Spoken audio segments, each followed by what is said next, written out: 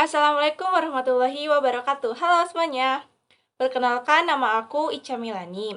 Kalian bisa sebut aku dengan panggilan Ica, Icam, dan Camei. Aku dari kelas 12 IPA 1. Oke, di sini aku sedang menjalankan tugas praktek sejarah yang diberikan oleh guru aku, yaitu Pak Yogi. Ayo, di sini siapa yang sedang ngerjain tugas praktek sejarahnya? Jangan lupa tulis di kolom komentar ya. Di sini aku akan menjelaskan tentang masa demokrasi parlementer dan sistem demokrasi terpimpin. Sebelumnya, apa sih yang dimaksud dengan masa demokrasi parlementer dan sistem demokrasi terpimpin itu sendiri? Ayo kita bahas satu-satu ya.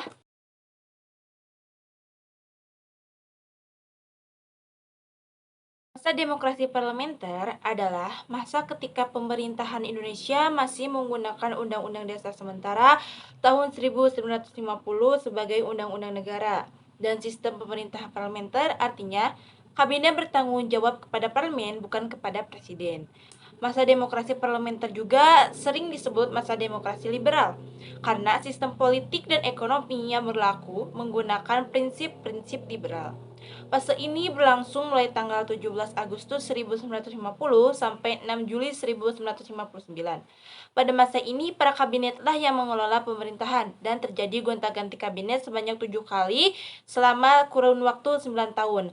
Nah, kabinet-kabinet tersebut yaitu pertama ada Kabinet Nafsir dari Partai Masyumi, Majelis Syuro Muslimin. Kabinet ini menjabat pada tahun 1950 sampai 1951.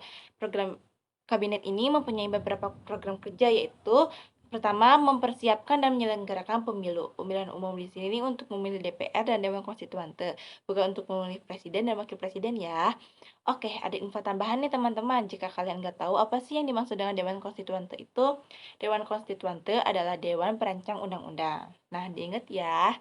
Oke, kita lanjut ke pembahasannya. Kedua, menyempurnakan susunan pemerintahan. Ketiga, peningkatan keamanan dan ketertiban. Keempat, memperkuat perekonomian rakyat. Kelima, membantu pembangunan perumahan dan meningkatkan kualitas sumber daya manusia. Keenam, penyempurnaan angkatan perang. Ketujuh, penyelesaian masalah Irian Barat. Kedelapan, kebijakan ekonomi, sistem ekonomi benteng. Nah, sistem ekonomi benteng adalah salah satu cara perbaikan dan perubahan struktur ekonomi peninggalan Belanda menuju ekonomi nasional. Artinya, usaha dari sistem ekonomi gerakan benteng ini adalah mengubah sistem ekonomi kolonial menjadi ekonomi nasional. Dan pencetusnya adalah Sumirto, Menteri Perdagangan. Selain program kerja Napsir, Napsir juga mempunyai beberapa prestasi. Di antaranya, pertama, ada di bidang ekonomi. Ada Sumirto Plan yang mengubah ekonomi kolonial ke ekonomi nasional. Kedua, menetapkan prinsip bebas aktif dalam kebijakan politik luar negeri Indonesia. Nah, apa sih yang dimaksud dengan prinsip bebas aktif itu sendiri? Prinsip bebas aktif itu kita boleh bekerja sama dengan blok timur ataupun blok barat yang sedang berperang, namun tidak memilih pihak manapun baik blok timur maupun blok barat. Blok timur di sini yaitu Amerika Serikat dan blok barat yaitu Uni Soviet. Ketiga, masuknya Indonesia ke PBB sebagai angkatan ke-60 pada tanggal 28 September 1950. Keempat, berlangsungnya perundingan antar Indonesia Belanda untuk pertama kalinya mengenai Irian Barat.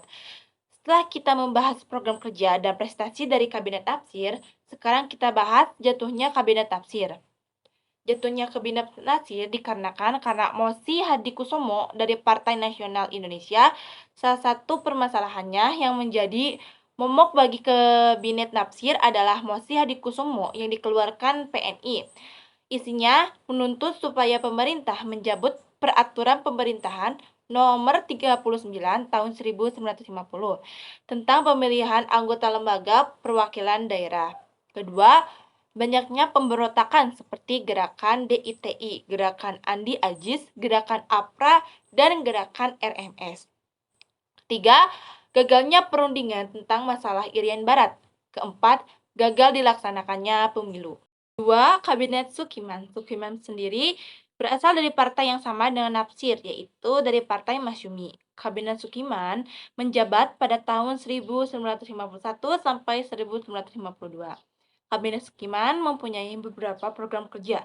Program kerjanya yaitu satu, menjalankan tindakan-tindakan tegas sebagai negara hukum untuk menjamin keamanan dan ketentraman serta menyempurnakan organisasi alat-alat kekuasaan negara.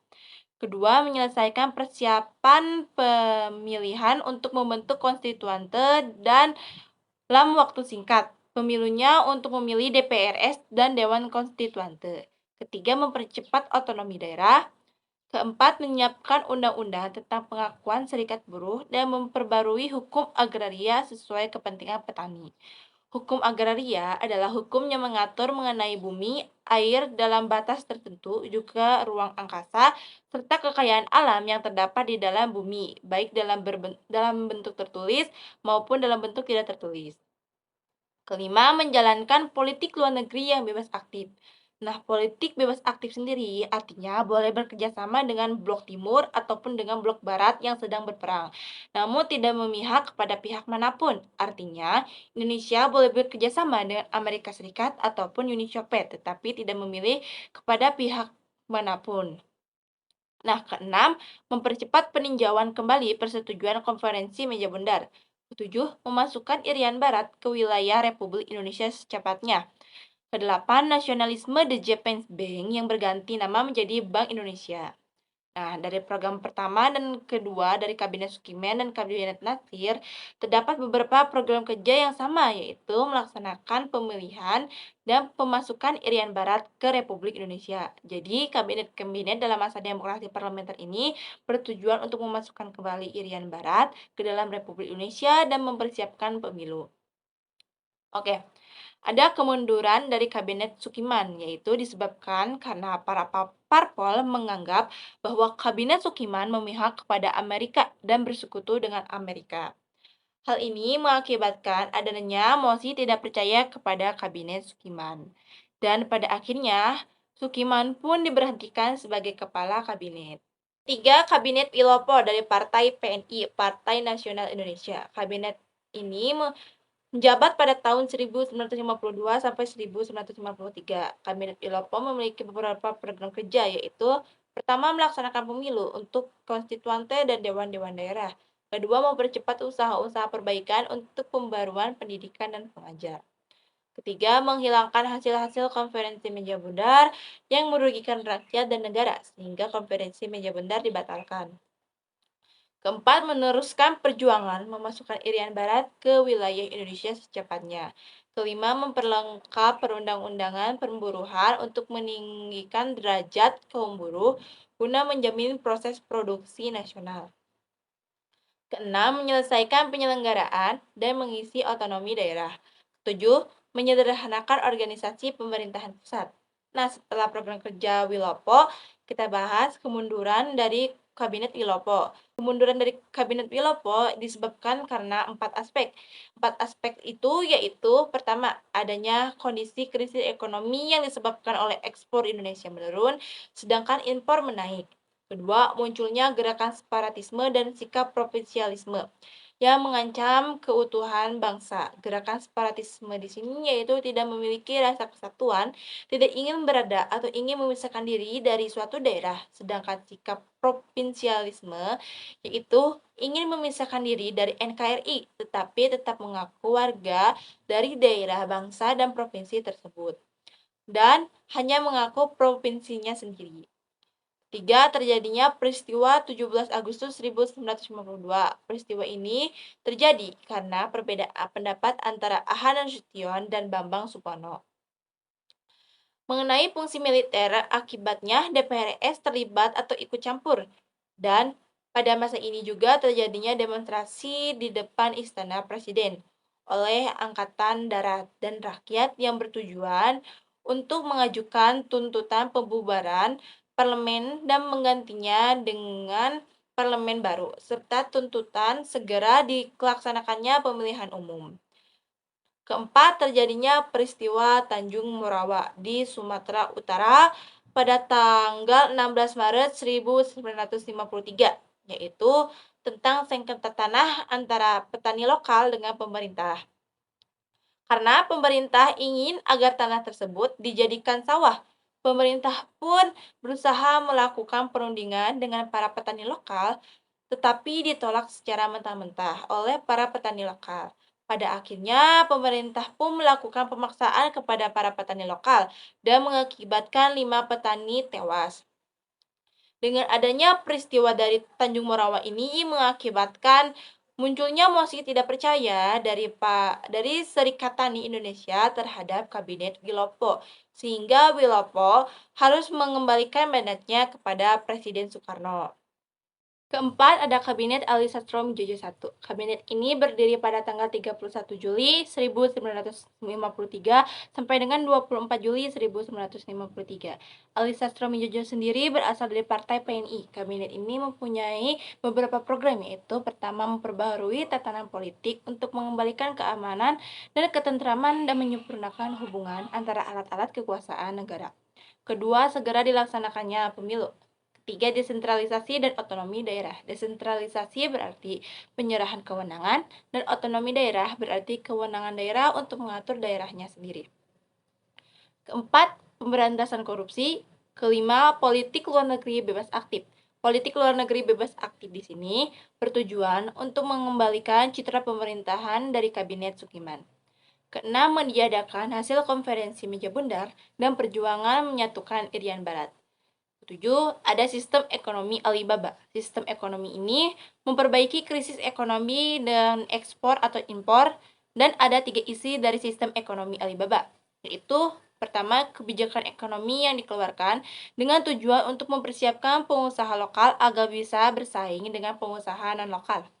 Kedua, isinya pelatihan pengusaha lokal oleh non-lokal. Ketiga, pemberian kredit.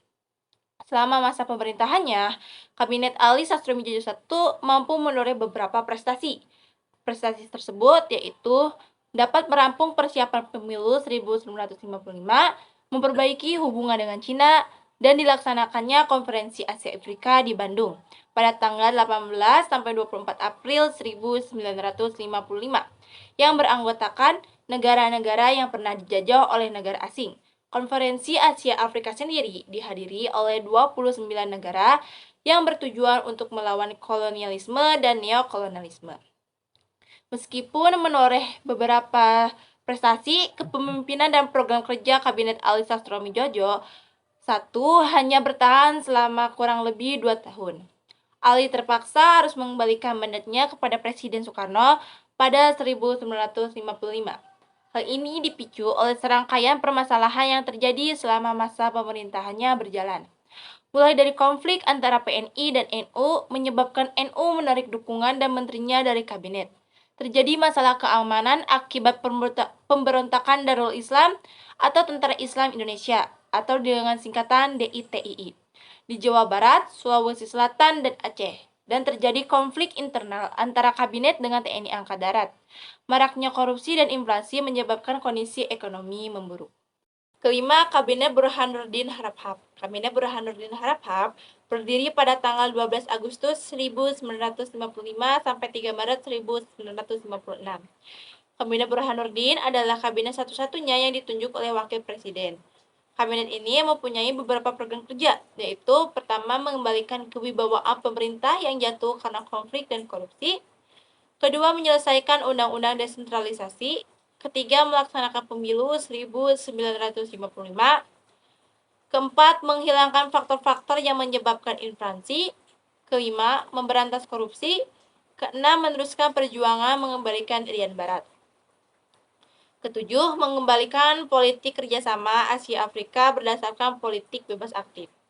Kedelapan, melaksanakan finansial ekonomi pada tanggal 7 Januari 1956 yang melepaskan pengiriman delegasi untuk melepaskan keterikatan ekonomi dengan Belanda yang di dalamnya ada pembatalan konferensi meja bundar. Selama masa pemerintahan Burhanuddin Harahap, ia mampu menoreh beberapa prestasi yang gemilang, yaitu terjadinya perbaikan ekonomi dan pengendalian laju inflasi, berhasil melaksanakan pemilu, pemilihan DPR dan Dewan Konstituante, dan pemenang dari pemilu tersebut ada 4 partai, yaitu Partai PNI, Masyumi, NU, dan PKI.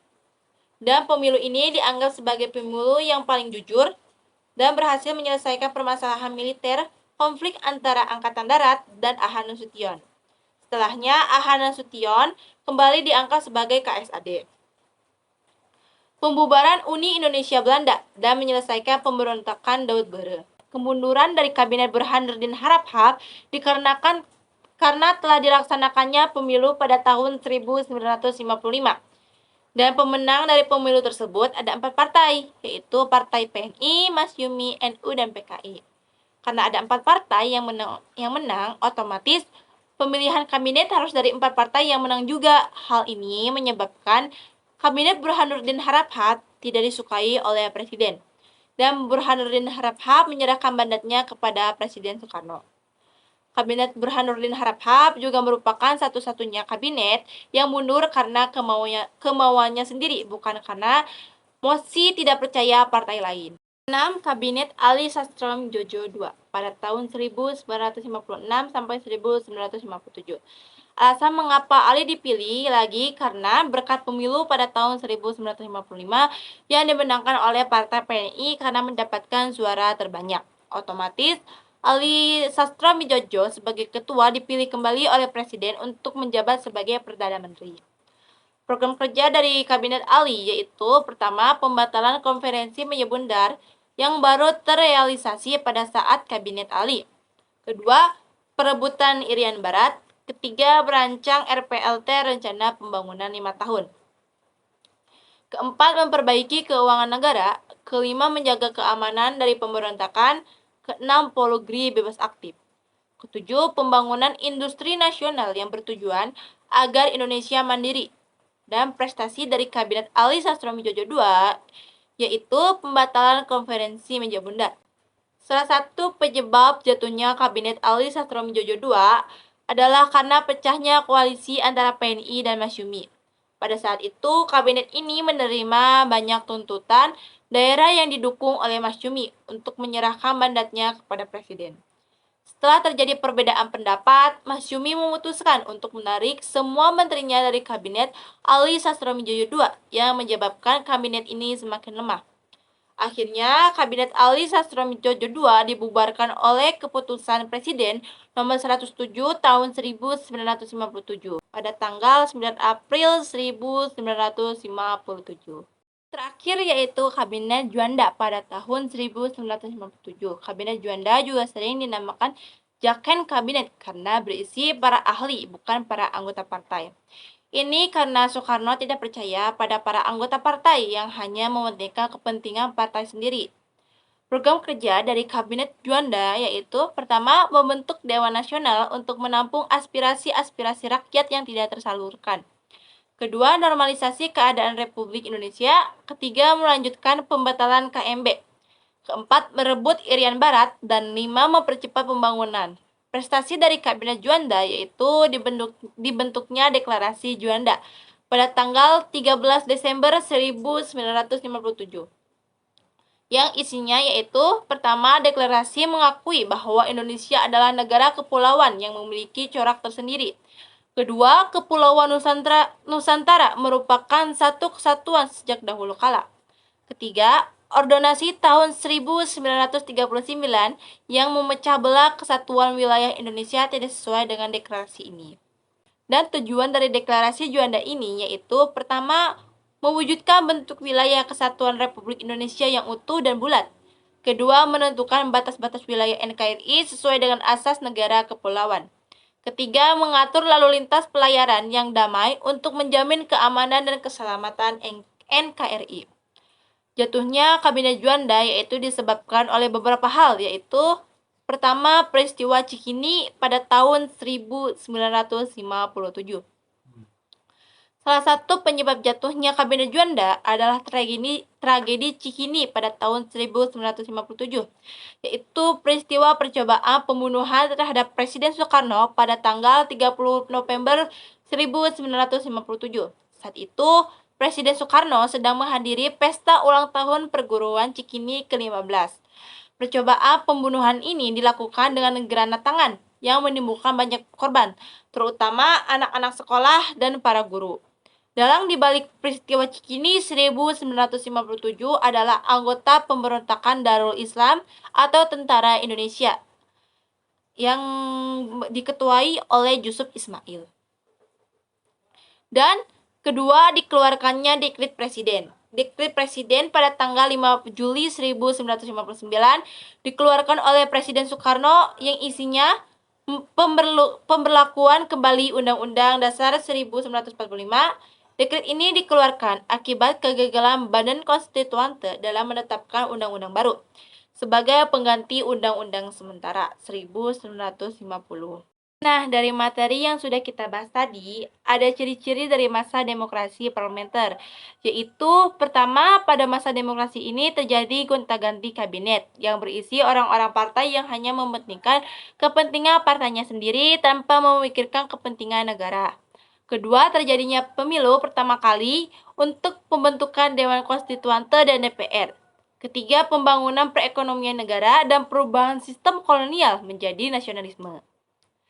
Nah, tadi itu kan materi tentang masa demokrasi parlementer. Selanjutnya, yuk kita bahas tentang demokrasi terpimpin. Demokrasi terpimpin atau Orde Lama terjadi pada tahun 1959 sampai 1965. Adalah masa ketika Presiden Soekarno berkuasa di bawah naungan Undang-Undang Dasar 1945 yang asli. Demokrasi terpimpin sendiri adalah sebuah sistem demokrasi yang seluruh keputusan serta pemikiran berpusat kepada pemimpin negara. Awal dari demokrasi terpimpin yaitu ditandai dengan dikeluarkannya Dekret Presiden pada tanggal 5 Juli 1959 yang isinya pertama, pembubaran Dewan Konstituante. Kedua, berlakunya kembali Undang-Undang 1945. Kedua, pembentukan Dewan Pertimbangan Agung Sementara DPAS dan MPRS. Nah, kita langsung aja yuk ke kondisi politik ekonomi dan kondisi politik luar negeri dari demokrasi terpimpin. Pertama, ada kondisi politik demokrasi terpimpin.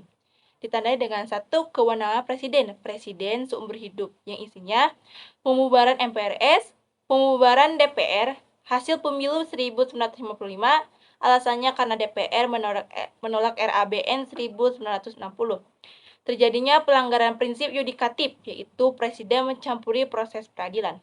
Dua, dibentuknya kabinet kerja atau disebut juga sebagai regrouping kabinet. Regrouping kabinet yaitu DPR, MPR, dan MA dijadikan menjadi satu regu, yaitu DPR menjadi eksekutif atau menjalankan, MPR sebagai legislatif atau yang mengawasi, dan MA sebagai yudikatif atau sebagai peradilan. Padahal ketiga lembaga tersebut tidak bisa disatukan. Tiga, adanya monopol USDEK, Undang-Undang Sosial Demokrasi Terpimpin, Ekonomi Terpimpin, dan Kepribadian Indonesia. Tujuan dari USDEK sendiri yaitu untuk menciptakan kesejahteraan Indonesia. Keempat, adanya lembaga ekstra konstitusi Front Nasional, lembaga yang bertugas untuk melaksanakan cita-cita proklamasi. Kelima, adanya ajaran Nasakom, Resopim untuk menyatukan tiga ideologi negara, yaitu nasionalis, agama, dan komunis. Resopim yaitu Revolusi Sosialisasi Indonesia dan Pemimpinan Indonesia. Tujuannya adalah untuk memperkuat kedudukan presiden untuk melawan neokolonialisme. Keenam, ada ABRI, menjadi salah satu kekuatan politik 1958. Dan Soekarno menyatakan militer adalah kelompok fungsional. Tugas ABRI sendiri yaitu pertama sebagai pertahanan negara dan kedua sebagai politik kabinet. Ketujuh, dibatasinya parpol dan dibungkamnya Pers PSI dan Masyumi dibubarkan karena terlibat pemberontakan PRRI Permesta. PRRI sendiri yaitu Pemerintahan Republik Indonesia dan Pers yaitu Perjuangan Rakyat Sementara atau yang disebut sebagai wartawan atau berita. Dibungkamnya Pers oleh Soekarno karena hanya boleh mengupload tentang kebaikan negaranya saja. Oke, kita lanjut yuk ke kondisi ekonomi demokrasi terpimpin. Kondisi ekonomi demokrasi terpimpin yaitu yang pertama, dibentuknya Depernas, Dewan Perancang Nasional. Tugas dari Depernas yaitu pertama, menyiapkan rancangan undang-undang nasional, kedua, menilai penyelenggaraan. Depernas sendiri dibentuk pada tanggal 15 Agustus 1959 dan diketuai oleh Muhammad Yamin. Dan program yang berhasil direncanakan adalah Rancangan Dasar Undang-Undang Pembangunan Semesta Berencana pada tanggal 1963 yang berubah menjadi Bappenas. Tugas dari Bappenas yaitu merancang pembangunan nasional jangka pendek, melakukan pengawasan, dan menyiapkan mandaritas MPRS. Kedua, penurunan nilai mata uang dari 1.000 menjadi 100 dan dari 500 menjadi 50. Dari penurunan nilai mata uang ini dilakukan untuk membendung kekacauan ekonomi inflasi. Dan yang ketiga yaitu pendirian bank tunggal milik negara yang berasal dari peleburan bank-bank negara yaitu BTN, BUM, dan BKN dan diintegrasikan dengan Bank Indonesia. Tujuannya untuk menyelamatkan Indonesia dari krisis ekonomi. Keempat, deklarasi ekonomi atau DEKON yang dibentuk pada tanggal 28 Maret 1963, yaitu strategi perekonomian Indonesia yang dilakukan untuk kebijakan jangka pendek yang berisi 34 poin dan dijadikan landasan baru bagi perekonomian Indonesia. Tujuannya adalah untuk menciptakan ekonomi yang bersifat nasional, kerakyatan, dan demokrasi. Tujuannya dari DEKON ini yaitu untuk menyelamatkan Indonesia dari inflasi. Kelima, ada proyek mercusuar. Proyek mercusuar merupakan pembangunan sarana prasarana mewah yang merupakan proyek persiapan untuk menghadapi Asian Games pada tahun 1962. Pembangunan tersebut meliputi Kanevo yang sekarang berubah menjadi gedung DPR dan MPR, Istora Senayan, Gelora Bung Karno, Hotel Indonesia, Jembatan Semanggi, Patung Selamat Datang, Monas, TPRI, Masjid Istiqlal, dan Bendungan Jatiluhur. Nah, dari pembangunan ini, Indonesia mengalami krisis ekonomi karena pemasukan tidak dibarengi dengan pengeluaran. Selanjutnya ada kondisi politik luar negeri Indonesia pada masa demokrasi terpimpin. Nah, Indonesia sendiri masih menggunakan politik bebas aktif dan kebijakan yang diambil oleh Indonesia yaitu pertama, Indonesia lebih condong memihak komunis karena sering melakukan kerjasama dengan Uni Soviet dan Cina. Kedua, pembagian politik dunia, yaitu adanya NEVO, New Bargaining Force, yaitu negara yang anti-kolonialisme yang beranggotakan negara-negara yang pernah dijajah atau negara-negara yang baru merdeka. Dan ada Old NEVO, yaitu Old Established Force, atau negara yang menjalankan kolonialisme. Old NEVO sendiri beranggotakan negara-negara yang pernah menjajah atau menjalankan kolonialisme. Nah, tujuan dari pembagian politik ini yaitu untuk memisahkan mana kawan dan mana lawan. Ketiga, ada politik mercusuar yang tujuannya untuk mengagungkan Indonesia di mata dunia dan sekaligus menjadi penerang bagi negara-negara NEVO. Tujuannya dari politik mercusuar yaitu untuk pembangunan besar-besaran dan untuk menjadikan Indonesia sebagai tuan rumah GENEVO, Game of the New Emerging Force, yang dikhususkan untuk negara-negara NEVO. Keempat, perebutan Irian Barat. Pada tanggal 17 Agustus 1960, Indonesia memutuskan hubungan diplomatik dengan Belanda karena perjanjian konferensi Meja Bundar. Setelahnya, Indonesia membentuk suara sepihak yang pada akhirnya Indonesia melakukan konfrontasi bersenjata yang diawali dengan Soekarno mengeluarkan Trikora yang berisi pertama, gagalkan pembentukan negara Papua. Kedua, kibarkan merah putih di Irian Barat. Ketiga, bersiap untuk mobilisasi umum untuk mempertahankan kemerdekaan dan kesatuan tanah air bangsa. Selanjutnya, Indonesia ikut membentuk Komando Mandala dan meminta bantuan kepada Uni Soviet untuk menjadikan Indonesia menjadi salah satu negara paling kuat di bumi bagian selatan karena dipasok senjata oleh Uni Soviet. Dan diadakan pertemuan di New York pada tanggal 15 Agustus 1962. Dengan ditandatanganinya persetujuan New York guna untuk dikembalikannya Irian Barat ke Indonesia melalui PEPRA atau penentuan pendapat rakyat. Nah, salah satu pertemuan terdahsyat yaitu pertemuan di Laut Aru yang menewaskan Yos Sudarso. Kelima, ada konferensi Malaysia. Latar belakangnya karena konflik dengan Malaysia adalah keinginan persekutuan tanah Melayu dengan kolonial Inggris untuk membentuk Federasi Malaysia. Nah, itulah materi tentang masa demokrasi parlementer dan demokrasi terpimpin. Semoga bermanfaat ya. Dadah!